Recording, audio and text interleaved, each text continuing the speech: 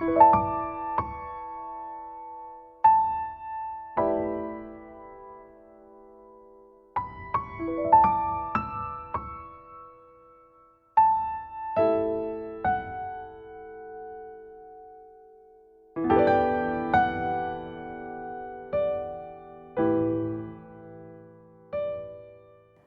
to the Flourish with Functional Nutrition podcast. I'm your host, Madeline Lowry, founder of Twin Cities Nutritional Therapy and a nutritional therapy and MAP method practitioner specializing in allergies and sensitivities, chronic fatigue, chronic pain, sleep issues, and chronic health issues. Join me for episode 41, where we talk with my client Aaron about his experience with MAP sessions, a method of advanced neural retraining for emotional trauma from childhood experiences. The MAP method can address memories of all kinds, including the emotional and the physical, for example, trauma from injuries or surgeries. And this includes unconsciously held memories. Hear about what it is like to be in a MAP session, the emotional, mental, and physical benefits he experienced after 3 sessions, and why he would recommend the method to others. As always, we must disclaim that the information we share in the podcast is for educational purposes only. As MAP method practitioners, we do not diagnose or treat disease, and we recommend working with a qualified practitioner. Now, let's hear from Aaron.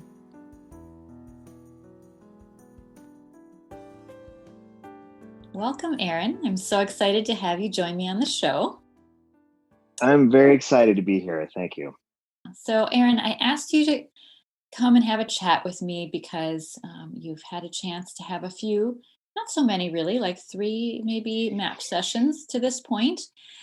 And you're willing to share some of your experiences with other people, and I thought it would be really great to have you come and talk about how you found the MAP method. Maybe tell us a little bit about yourself and what you thought you could use this method to address for yourself.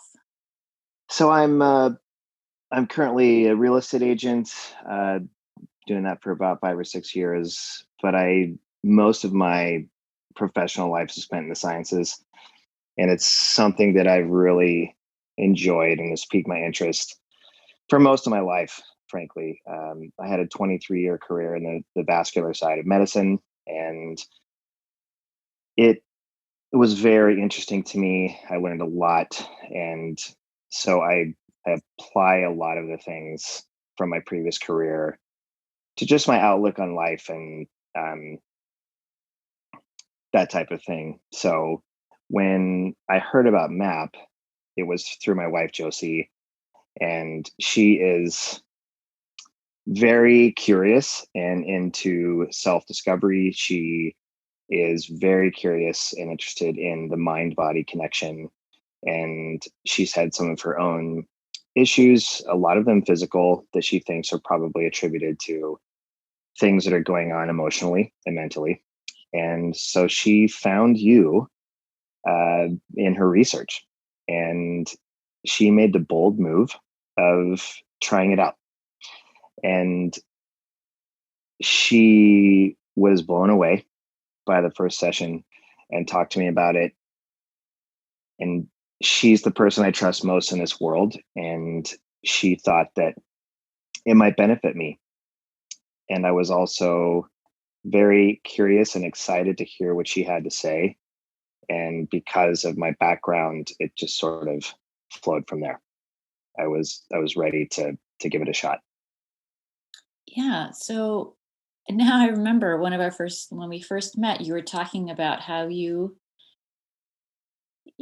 are a man of science, shall we say, and you wanted to understand how this really works. I remember that was one of your questions, right? You're like, I think Yes. it was at the end of the first session, you're like, but how does this really work? Yeah. Yeah. So maybe let's just backtrack a little bit. Like maybe you can talk about what Josie, your wife, had to say about her first session that intrigued you and that appealed to you, so that you were interested in trying it yourself. Because there's a lot of these conversations that happen between, say, my clients and their male family members. And what often happens is the husband, the son, the father, what is not that interested in this method because they feel like maybe it's for women because it has to do with the emotions and the effect of the emotions on the physical health, right? Can you talk about that a little bit? Sure. I think you're right on. I mean, of course, your experience comes to bear here, but it makes a lot of sense to me.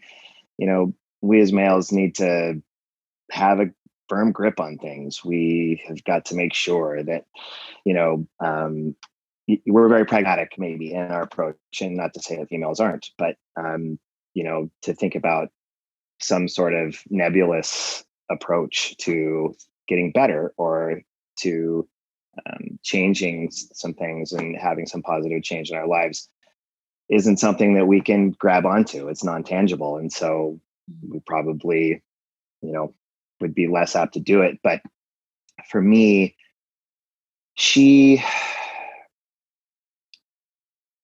she described an alternative approach to therapy. And I've been through therapy myself for many years as a younger man, in my late 30s, actually mid 30s, and into my early 40s. And so I found that really valuable to be involved in therapy. And I have, some fundamental issues of my childhood and with respect to, family issues that I've had to work through a lot. But I wasn't able to get all the way there. And it was really helpful. And I was able to establish a very positive relationship with Josie through that therapy, which I wasn't able to do as a younger person. I had a lot of failed relationships. And so she talked about just it was very difficult for her to articulate her map session. And, but just the look on her face and the way she was talking about it really got me excited and intrigued about the possibility of what this could do. And then you wrap in just this, uh, the physics and just the scientific part of things. And I was immediately hooked. And I wanted to give it a shot. There was there's definitely thoughts about what is this going to be like? This is uncharted territory. You know, what is it? Where am I going to go? What does this look like? What's the construct of this type of therapy? But for me, that's really something that I enjoy. I enjoy new things. I enjoy change. I enjoy venturing out to try to kind of see what's out there in an alternative situation or universe, if you will. So uh, once she was able to talk to me about this and she got excited, Josie is also very articulate and she's able to explain things really well. Her verbal skills are off the charts. So when she can't really talk about what something is and explain to me exactly what happened, then I'm even more intrigued. So Mhm. So Josie had her first session. I think Josie found out about my work through a podcast, if I remember correctly. And then she signed up for an introductory session. I remember this, and we worked on something emotional. I don't actually remember what what the situation was, but I imagine that what she expressed to you is just this unburdening kind of feeling of, right, of something that maybe had been with her a long time, but her relationship to that experience was changed by the end of the hour. I mean, the introductory session is 1 hour. Um, and so I imagine that that's what she talked about with you and how you saw that this could be something that would help you with maybe emotional issues or childhood or traumatic, shall we say traumatic or painful emotional events from the past. Is that kind of how you looked at it? absolutely. And to be honest, Madeline, it was a little bit hard to believe the things that she was saying, she was talking about how immediate the change was for her and how her memory specifically of these events had been altered, Mm. but but in a way that was really positive and productive. So, you know, she still had the memory of what you two had worked on, but the characteristics of that memory, especially the negative characteristics of that memory, had been altered. And that was coming through in a very positive way in how she felt about things in general. Mm. Hmm. Yeah. So talk to me about um, how you came to your first map session, what you were hoping to address. I wasn't particularly sure. In reading your questions that you were asking prior to the first map session, one of the things that I was really concerned about is how do I answer these questions appropriately? Like, what can I give her that is going to be the most constructive with our sessions together? And I'll come back to that in a minute. But what I realized in the following sessions is that that wasn't really that important because you know how to guide me to get me to go where we both want to go, and that is to define a memory or a feeling and address that. And so what I realized after the fact was that really what we're just talking about is just a general starting point, Mhm. and then we just move forward from there. And so anybody else out there that is considering map and thinking about, how do I get started, and I have to make sure that I define the perfect memory and the perfect beginning point. You just really don't have to. You just think about the things that you want to talk about or that are something in particular that you'd like to change, and then Madeline will just take it from there. So I from my therapy that I had gone through in past years, I just knew I wasn't done. And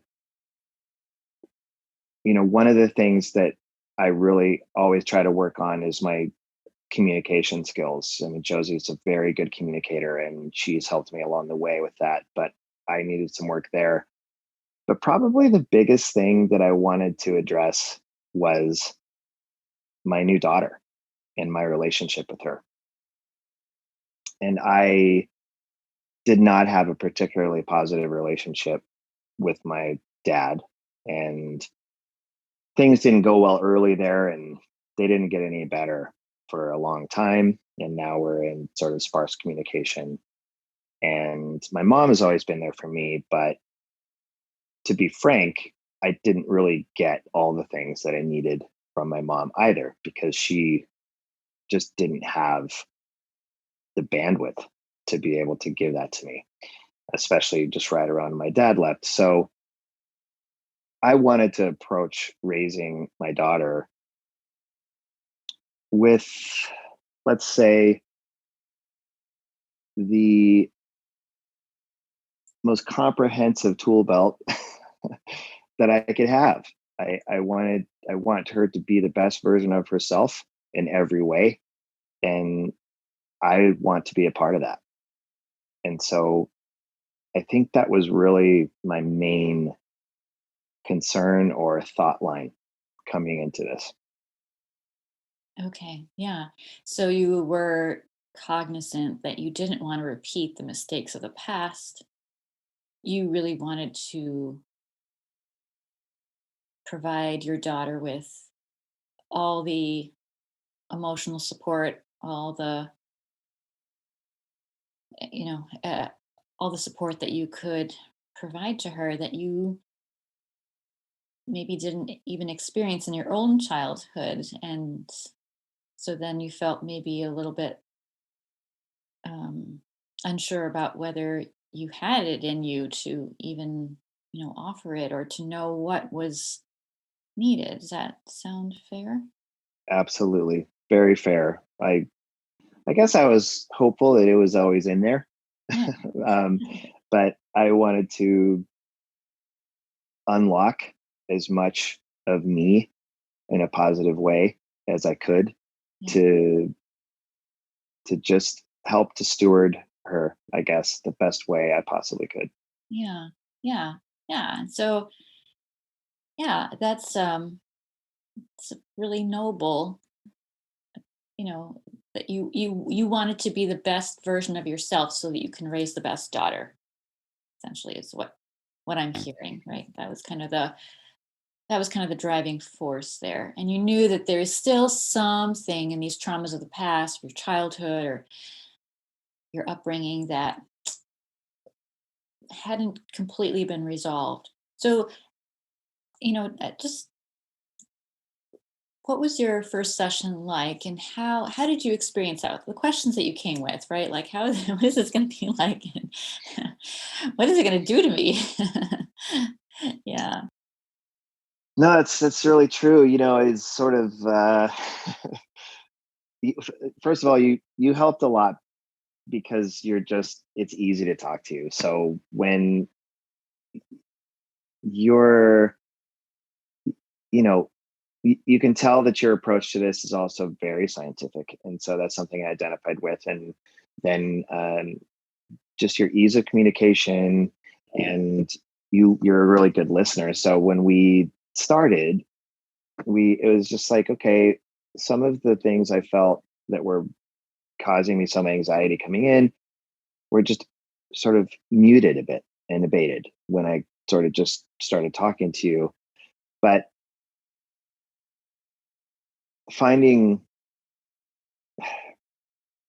it's just sort of a little bit difficult to express because I talk about it being nebulous and non tangible, but at the same time, the mode at which you do this does have some tangible nature because you're identifying a specific emotion or memory and you're going specifically to that. And there are steps that you take along the way that are somewhat, I wouldn't say it's a rigid approach, but it's formatted in such a way that it's not just this, oh, well, we're just going to kind of get going and see how things go. You have a very particular approach. And so when we started going into that memory and you were taking me through, I have, in some ways, a very sharp recollection of memories that are long in my past, and I can consider like all the details of the room and whether it was cold or warm and the colors and where people were sitting, and I was able to do that with the memory that you asked me to use. It was a And childhood memory, right? yes, Yes. yep, it was a childhood memory. I was 12 years old, but I had very sharp recollection, and frankly, those impactful memories that we have, I'm sure that goes right along with the sharpness of them. But I wasn't scared or anxious or afraid. I was just feeling very present in that memory. Uh, and you just started talking to me about, going through your process. And as we were going through it, the characteristics of the memory just began to change. And I was still very present Mhm. in that memory, but the things that I was seeing, colors, shapes, uh, sharp edges, let's just say, turning to soft, and the feeling that I got just emotionally changed. It just, as we moved through.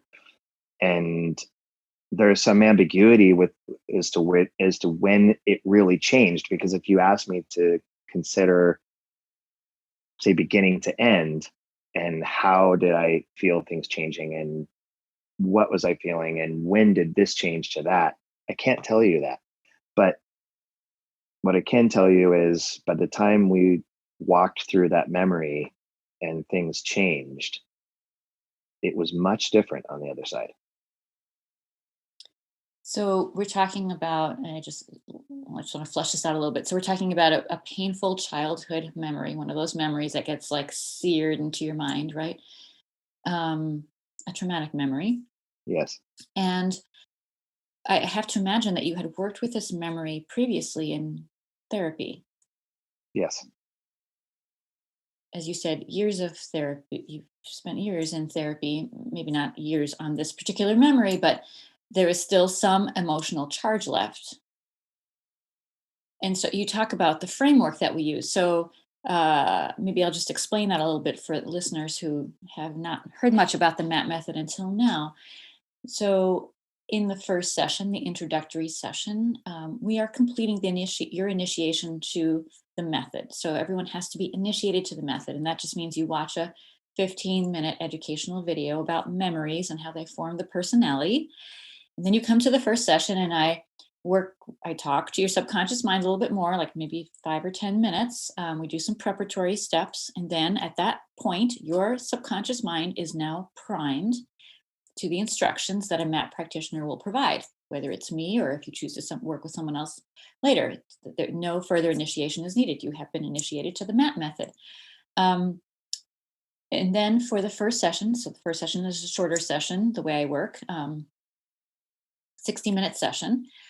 We ask you to choose a memory that has some emotional intensity around it, right? So first, it could be something that makes you feel anxious, or it can be something, maybe there's a phobia that you have, or maybe a painful memory from the past that keeps coming up for you, or a memory that makes you feel judged or criticized or sad or angry or um, embarrassed, right? Something with a negative emotional intensity to it. And so this is kind of like the template that we start working with.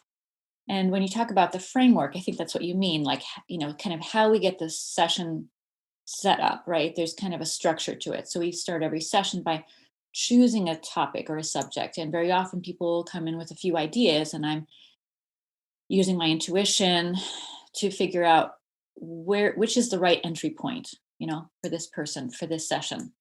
And so we pick one of these options that you've identified, and that becomes like the template. I have you tell me what emotions come along with this memory or this belief or this experience, and to rate them from a 0 to a 10 in terms of intensity, where 10 is very intense.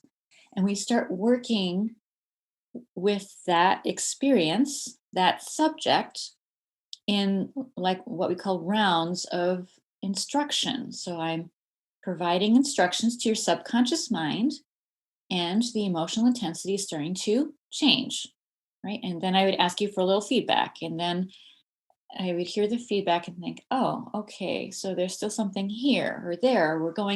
There's another memory tied in with this. Okay, let's work on that next. And so some more instructions.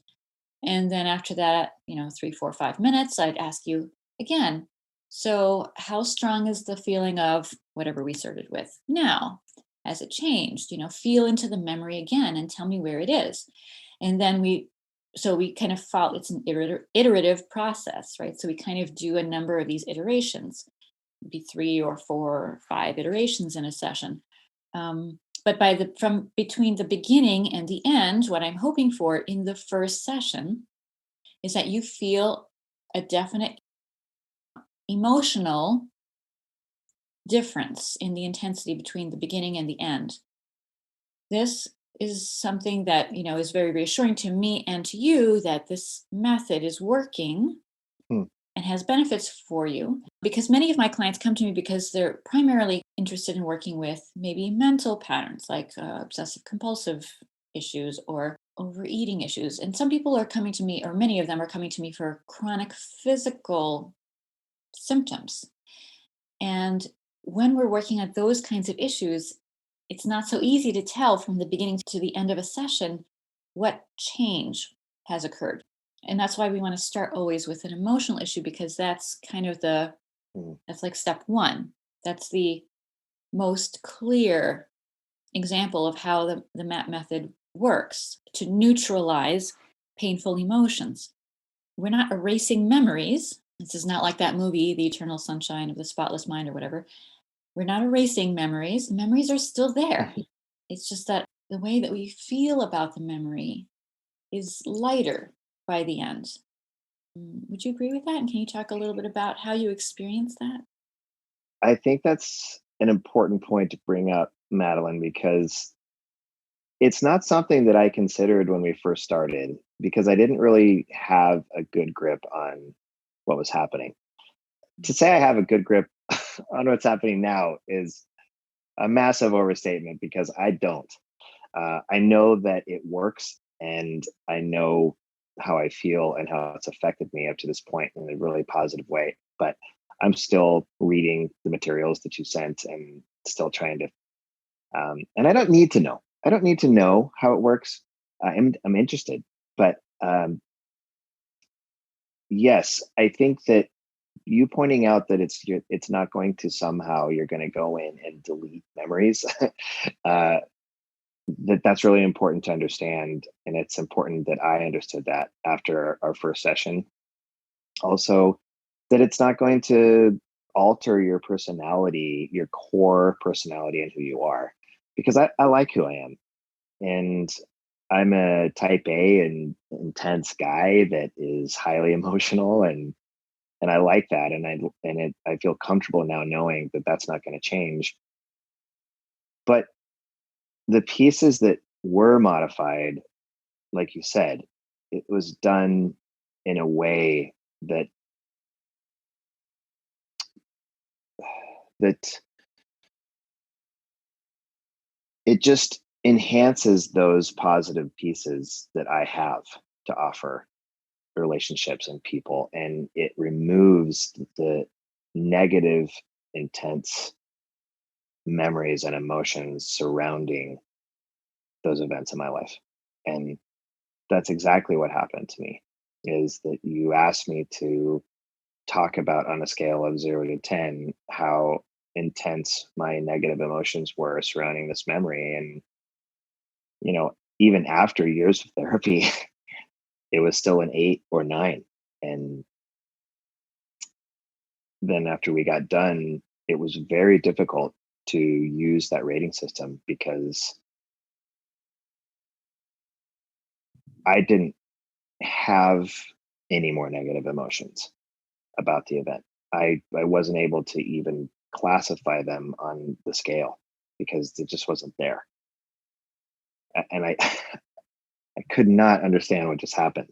I It was just really incredible that I was able to come out the other side and not feel those negative attachments, those negative emotions around that memory. It had completely changed, and it's changed to this day. So that is not returned because I have over the last few weeks gone back to that memory and tried to revive the old memory just as an experiment, just to see if I can do that. And I can only do that using my imagination. So if I stick to what my memory is telling me and I'm not trying to introduce something, right, to sort of recreate it, it's changed. The feelings that I have, even what I see in that memory is different than it was that day before we started. Hmm. Yeah. So you're saying that you went from an 8 or a 9 in terms of emotional intensity around this very clear, very vivid, very traumatic experience that you had as a child, to something more on the 0 to a 1 level. Yeah, I would say 0 certainly. I I did not and still don't have negative associations with that memory at all. What associations do you have with it now if you don't have the negative emotions? Are there any emotions that you have around it? Yeah.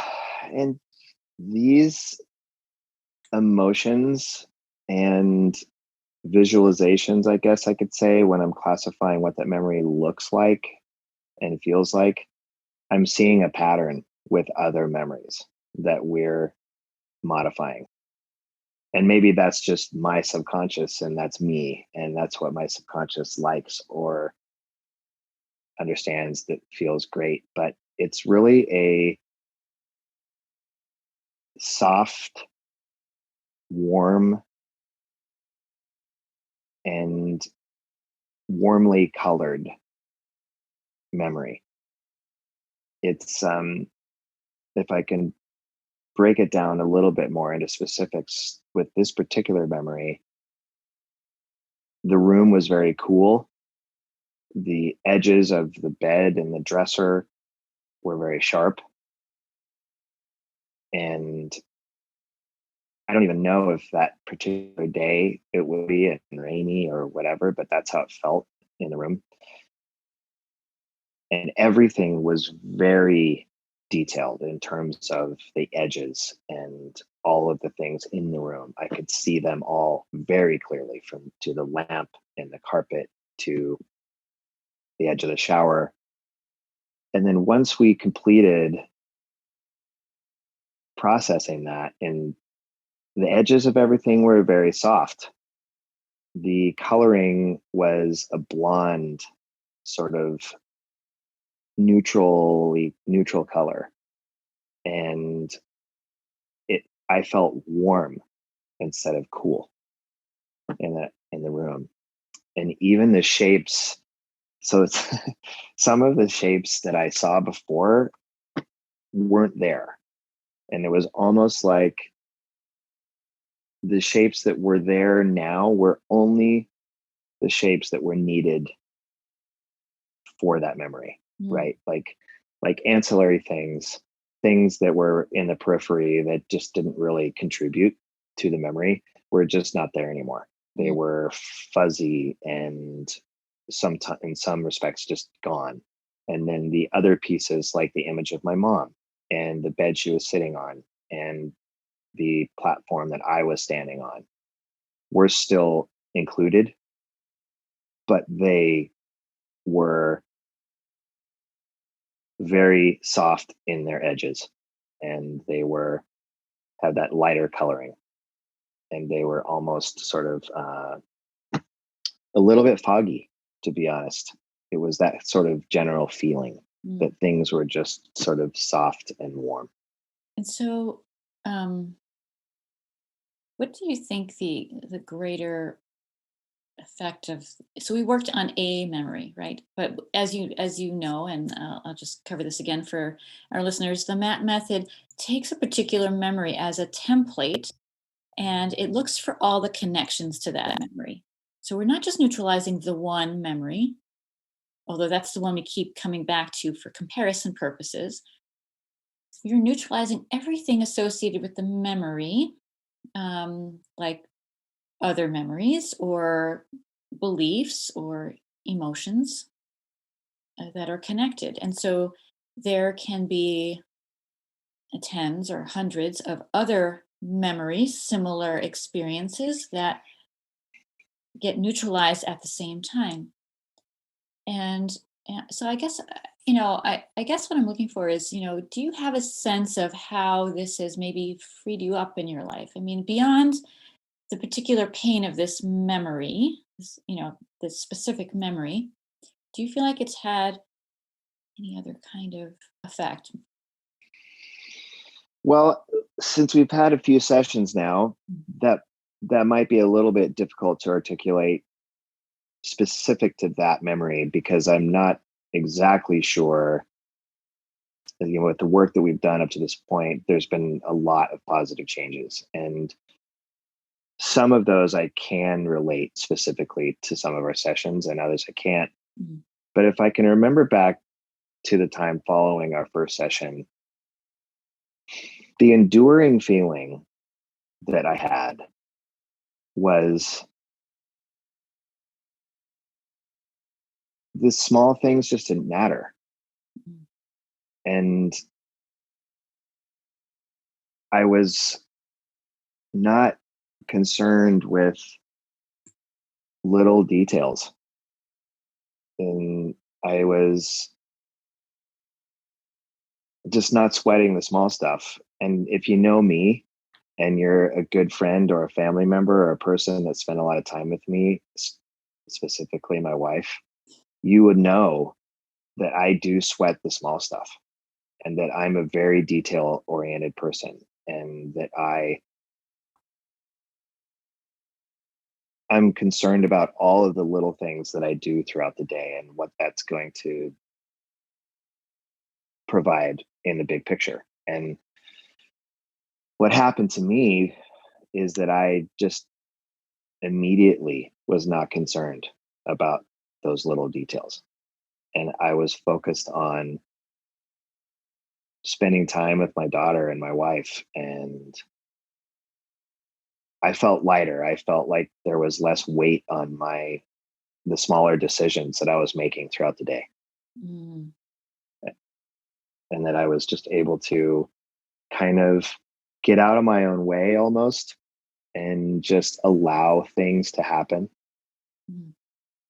and not be so concerned about what might happen after I've completed this one task or, you know, um, I'm pretty tidy person as well. So when my environment isn't tidy, it causes me anxiety. Mm.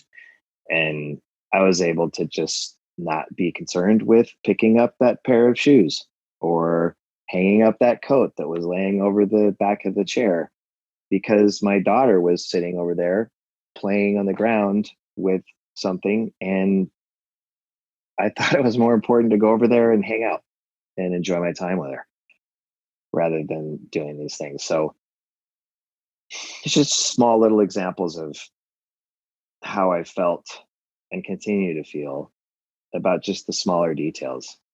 It wasn't that I didn't have the ability to focus because I did. It just wasn't as important. It's like the things that were most important to me throughout the day are the things that captured my attention. And the things that didn't have, let's just say, specific ramifications about in the enjoyment of that moment or of that time just didn't come to bear. They just weren't important. Their priority had been significantly lessened to the point to where I just didn't really, I wasn't concerned with them.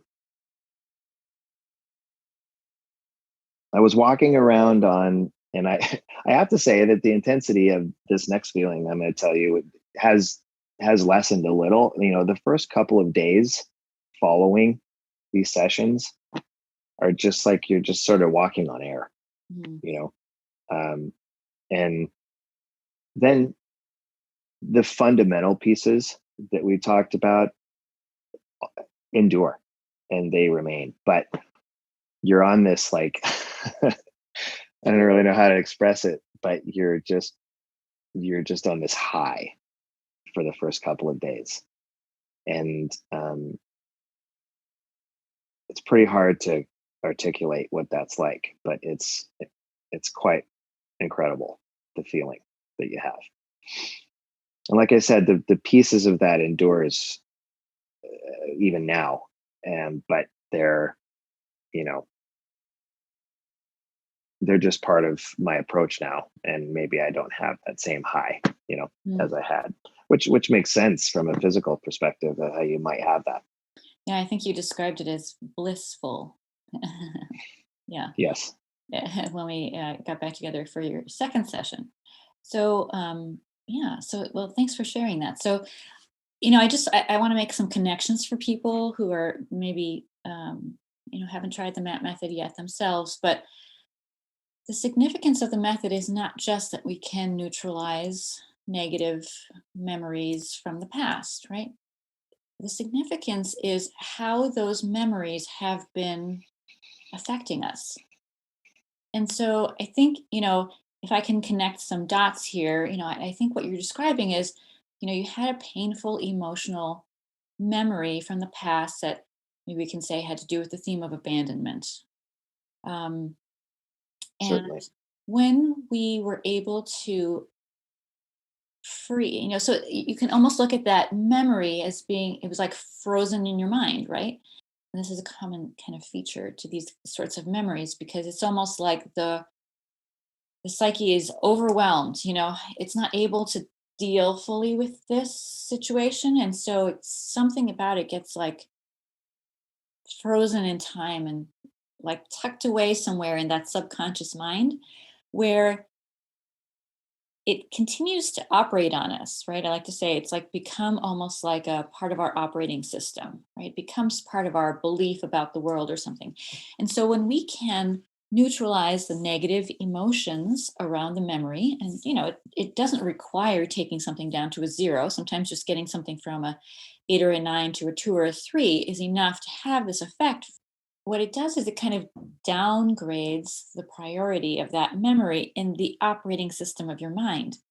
And so, therefore, all the things that subconsciously maybe you've been doing as a way of protecting or defending against this, the feared experience, in that, in the memory, and any other memories like it that you had experienced in the past, they they kind of inform our personality, and maybe it makes us a little more anxious, or gives us a bigger need to be in control over things, or maybe for another person it makes them sort of hyper vigilant about certain kinds of situations, or for another person it might make them like less able to trust the world, or um there are like little ways in which we kind of shut down, right? And limit ourselves with the idea of protectionism. I just want to make sure that people understand, like, the point is not just that we can neutralize the memory so you feel emotionally better about that memory, but rather it somehow frees up resources. Hmm. A lot of energy had been expended sort of avoiding whatever it is we were afraid was going to happen there, and this was affecting us to our current life decades later. And when we can help the subconscious mind let go of the pain and the intense emotions around the memory, then the need to maintain all that protectionism, which is using up resources, which is also maybe not helping us show up in the best way in our lives, also starts to change, right? It may not happen after one session, but after a handful, people start to notice like the kinds of things that you're reporting. Like, I didn't need to do that, do those things all the time. I wasn't living out of that belief anymore, like I'm not important, or whatever it was, um, the the belief or the limitation that was holding them back, and they can feel a little bit more free, a little more liberated. I don't know. How would you describe that? Now that you've had a few sessions, maybe you can just talk about the overall effects of several. Yeah, I would say liberated is probably the perfect describing term to use, because that's really is how it feels. It feels like I've been unencumbered Mm. from just things that are weighing me down outside of trying to latch on to what it was specifically that caused that to occur, because that's what I try to do, right? I mean, that's how my mind works. I'm a pretty pragmatic person, and I want to know the answers to questions most of the time. And that's the irony here, is that it's simply a matter of curiosity and interest. I don't need to know the answer to this, especially because it's been so effective. But I just don't feel weighted down. I have a sense of calm about my life and about just the little things that I do day to day. I mean, just through my day, I just feel more calm about things. I think I stated before that I'm a type A personality, and I I don't know. I almost feel like it's like a calmer version of type A at this point, because I still feel the want and the need to get things done and be focused on my job and everything else and the things I need to get done around the house and those types of things. But the weight of how much those things matter has been lessened. Mm. And so driving and, I really enjoy driving. I've been a quote driver my whole life. I like cars, I like performance, I like to go out and drive and those types of things. And I used to have a lot of concerns about how people are driving, and I wouldn't call it road rage, but I wasn't particularly calm most times and enjoying the drive. And these days I do, you know, and this is not a conscious decision, Madeline. I mean, and you may have a lot of this feedback from a lot of your clients. I'm not choosing to do that. And maybe I am on some level. Maybe that choice is being made for me at a much deeper level. But I'm not concerned about someone I don't know about cutting me off and causing a dangerous situation, but a person that maybe isn't driving all that well, or if I stub my toe and I'm walking and I stub my toe on something, or yes, ouch, that hurt. That really hurt. But I beat myself up before about, why didn't you see the lip on the floor there? How could you possibly run into that, table that's been sitting there for 5 years? How'd you not know that it was there and you're stubbing your toe? Where now it's like, ouch, that really hurts. But I don't blame myself.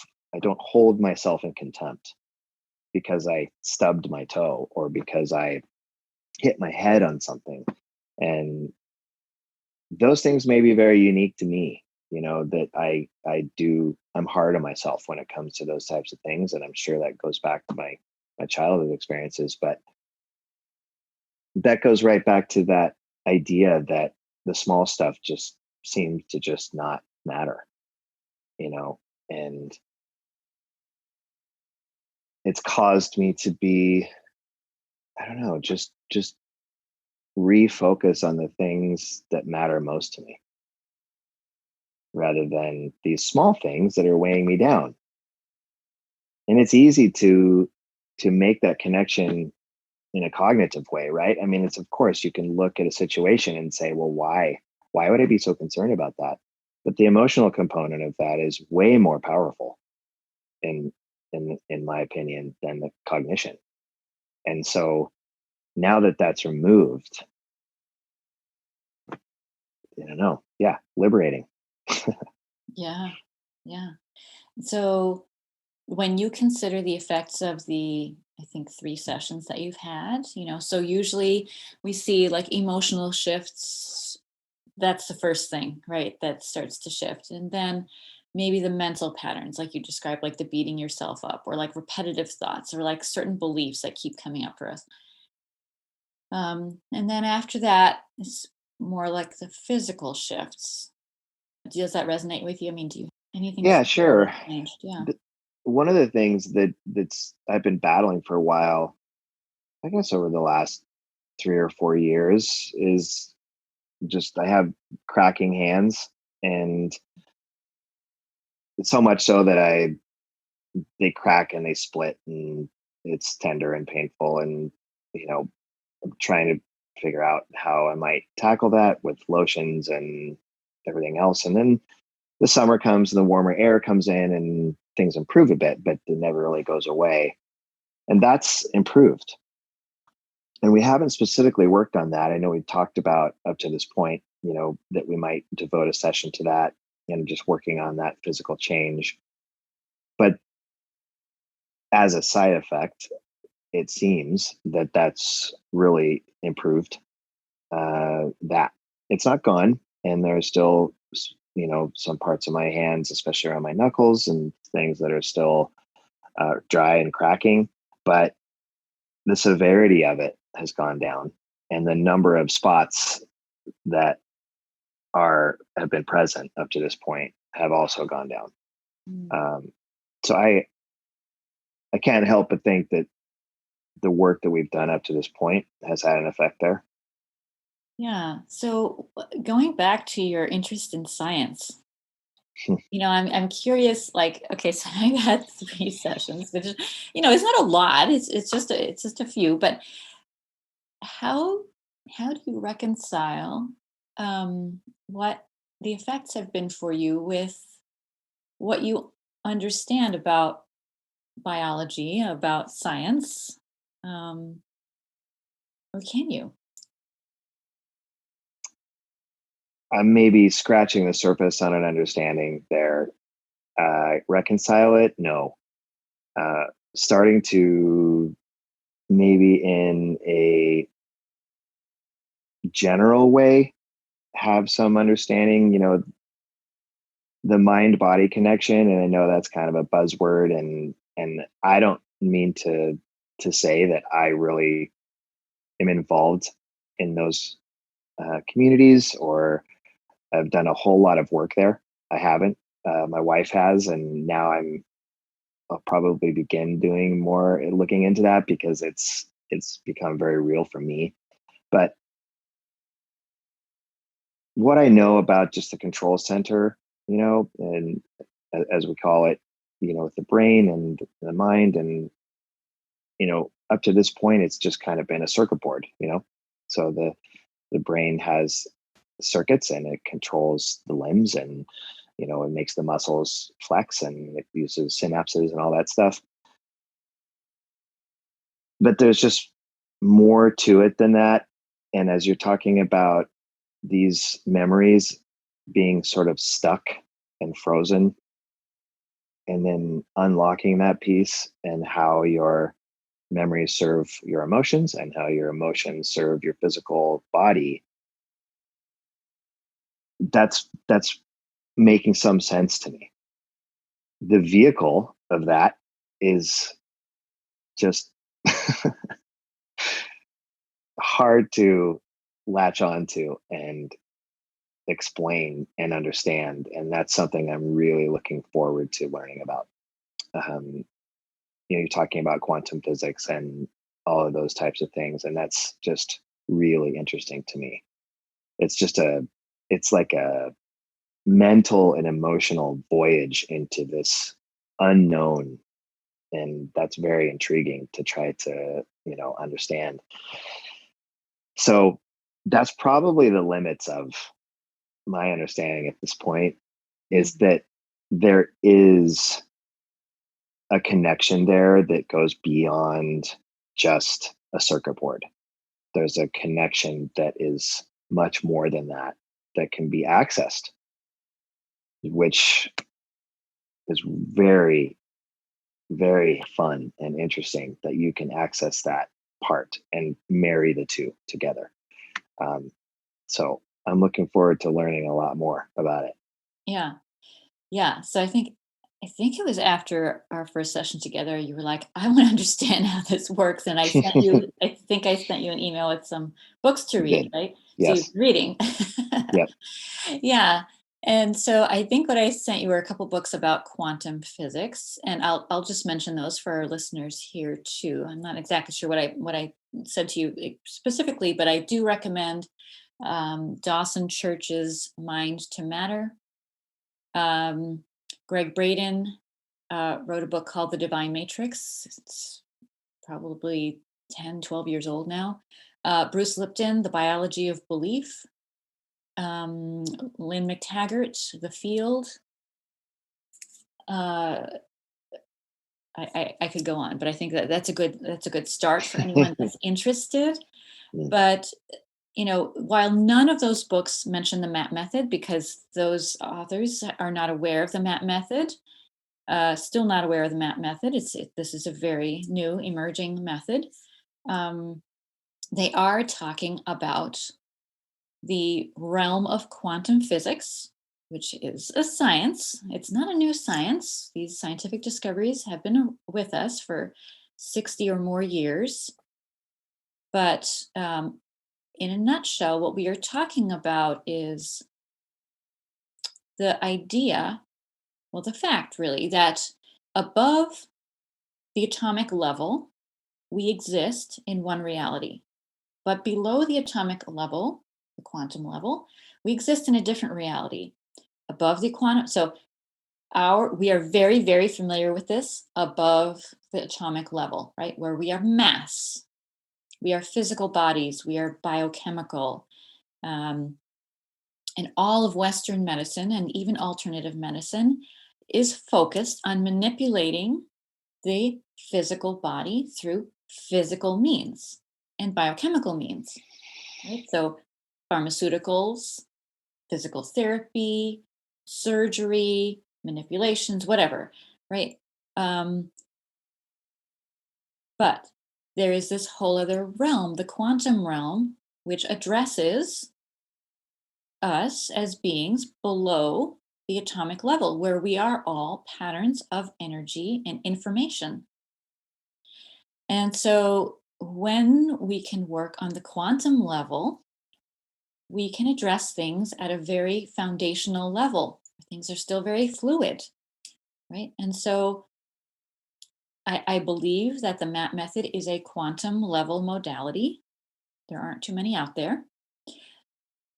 And I believe that with it, we can see changes that are quite unexpected given our most people's familiarity with above the atomic level kinds of interventions. Does that make sense? Sorry. Absolutely. Yeah. Absolutely.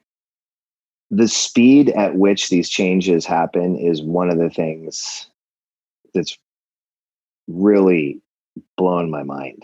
You know, um, there is real value in ongoing therapy and its conventional methods. And to say conventional is probably putting too much of a blanket over it, because there's all sorts of new things with therapy as well, and all those things are valuable. And it got me to this point where I'm happy about how I'm functioning in relationships. But that takes a really, really long time.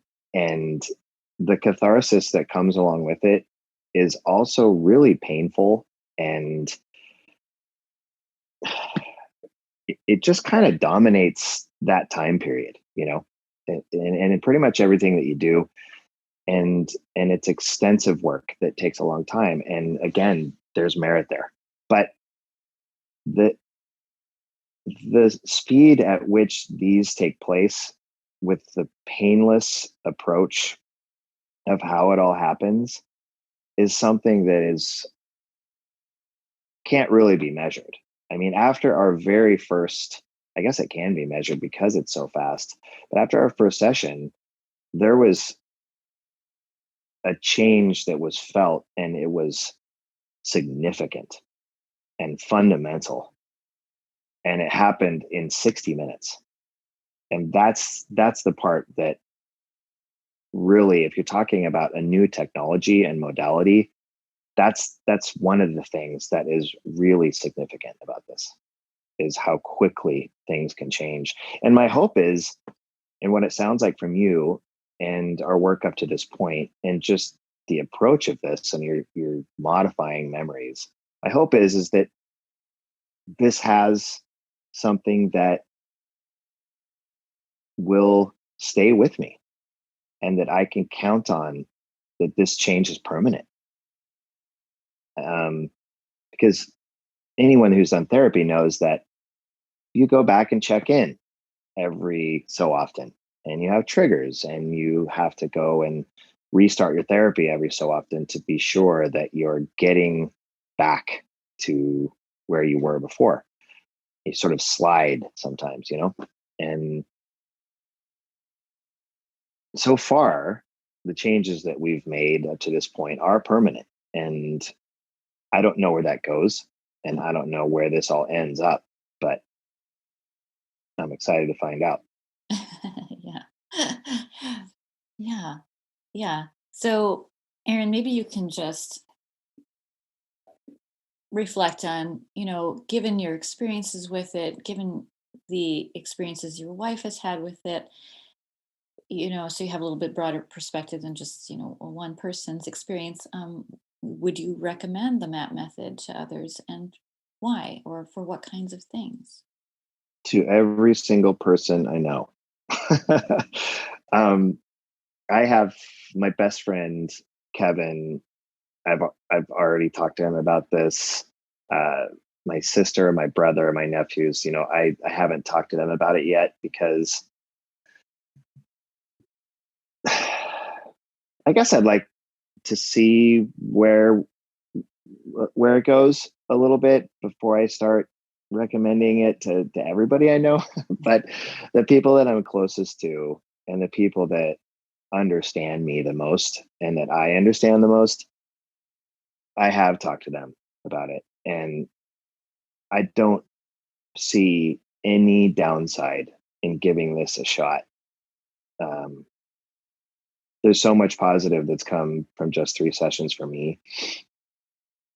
And the fact that it is based in science and that there is research and data and practiced methods that maybe weren't specific to MAP, but as you said, we've been looking at the idea of quantum physics and all of this stuff for decades and decades, and there's practical application here. There's data, there's research, there's things that are telling us that this isn't brand new information. It's a brand new approach. But I don't know. For me, I guess there's comfort in that. And so I'm willing to recommend it to the people I care about the most. And yes, I would recommend it for sure. Mm. And so, is there anything that you wish you had known before you dove into your first MAP session that would have helped you decide whether or not to try it? Hmm. As I sit here today, and then no, it's of course you want me to probably answer that in my mindset prior to coming in. And so things I wish I would want to know. I guess one of the things I pointed at a little bit earlier and touched on was just the concern about this changing the core of who you are. You Mm. know, that this isn't going to change me and the basic pieces of my personality. It's just going to modify maybe some things about it and improve parts of me and make me better. So that's one thing I guess I would want to know is that it's not gonna change me and change my personality. And the other thing would be that it's not going to erase my memories. That somehow you're going to go and just delete certain things, uh, so that when you come in, you don't have those fears to begin with. You can sort of relax and just let the process happen. But again, Madeline, even if you do come in with some fears, you just have a way of allaying them, you know, and it's not just, it is your affect because you just have a kind, open way about you. But the fact that you point to these other things, um, the data points, the science, all those types of things, it does allow you to just kind of settle in and be comfortable, even if you did have some things that you were fearful with in the beginning. Mhm. Yeah. Um, yeah. So thanks for mentioning that. So I do want people to know that I do want to stress here, based on what you just said, that although the practitioner is offering instructions to your subconscious mind, it is your subconscious mind that is doing the rewiring, right? So we call the MAP method an advanced neural retraining method. It is rewiring your brain, so to speak. It's changing neural pathways. But your subconscious mind is doing it itself. And so, therefore, you are always in control. So, I'm offering instructions, but I can't make anything happen, for the person on the other end of the Zoom call, right? I can't make something happen for a client. And so that is, that's a pro, and I guess it's also a con, because it is your willingness to let go, or to change, that is very much gatekeeping the effect of any particular instruction. And so, as you said, I like my personality. I like the way I am. I don't want to lose this. Well, then that is going to be part and parcel of what happens for you in a session. If you felt differently, it might affect you differently. But it is all about your mind rewiring itself. Your mind has always had the power. This is the thing that is so hard for people to understand. It's like your subconscious mind has always had the power to make these changes for you. It just doesn't do it. Mm. Because why? Because the subconscious mind, or what we call the superconscious, it experiences everything that you've experienced. It's like a witness to everything you've experienced, but it doesn't feel any pain. It doesn't feel painful emotions. It doesn't feel physical pain. It's just like an observer. And you're surviving. So it Mm. doesn't get involved, right? So this method is really about harnessing the power of that subconscious mind, teaching it how to treat, I'm putting treat in air quotes, how to neutralize a painful memory, emotion, belief, or pattern, and then calling upon it to do so in sessions, right? And we even give you, after your first session, you are sent home with an instruction that you can use on yourself. I don't know if you've tried it, but you are sent Mhm. home with this instruction mapped Yes, on I the have. page. You have. Yeah. And Yeah. helpful. It's effective. Yes. And it isn't always, I mean, if something is more complicated, one instruction is not always going to do it, right? But uh, now you have a way of dialoguing with yourself. In the moment, you can say, hey, I don't want to feel like this. Okay, superconscious, can you treat this? You take 4 or 5 deep breaths and you wait for it to resolve. Yep. You can use it on a headache. You can use it on a repetitive negative thought. You can use it on a feeling that's descended on you, right? Um, so, even if you just do the introductory session, like there's that for you. Mm. There is this. Your subconscious mind has now been trained, and you can use this training yourself. It's empowering It's to empowering. be able to have that resource. It's amazing. That's incredible. And I have used it. And it does help.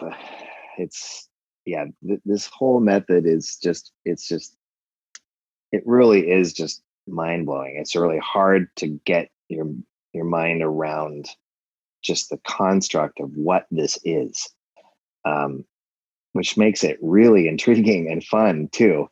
Not to mention, you come out the other side of these sessions with such positive change. But yeah, everything you're saying is spot on. It's it's just amazing. It's hard to put into words. Well, Erin, I thank you for the time you've taken to talk with me today, sharing your experiences, helping other people try to grasp what this is, the MAP method, and what it could be useful for. I really appreciate everything you've shared today. Really enjoyed it. Thanks, Madeline. Thanks for joining us for the Flourish with Functional Nutrition podcast. Please listen again and remember to follow us and leave a review on iTunes, Spotify, Google Play, or Stitcher. To learn more about the MAP Coaching Institute, visit mapcoachinginstitute.com. To learn more about Mind Remap for Health, or to check out our podcast page, visit mindremapforhealth.com. Until the next time, be well and flourish. Content of this podcast copyright 2021 by Twin Cities Nutritional Therapy. Music by Barbara Ben.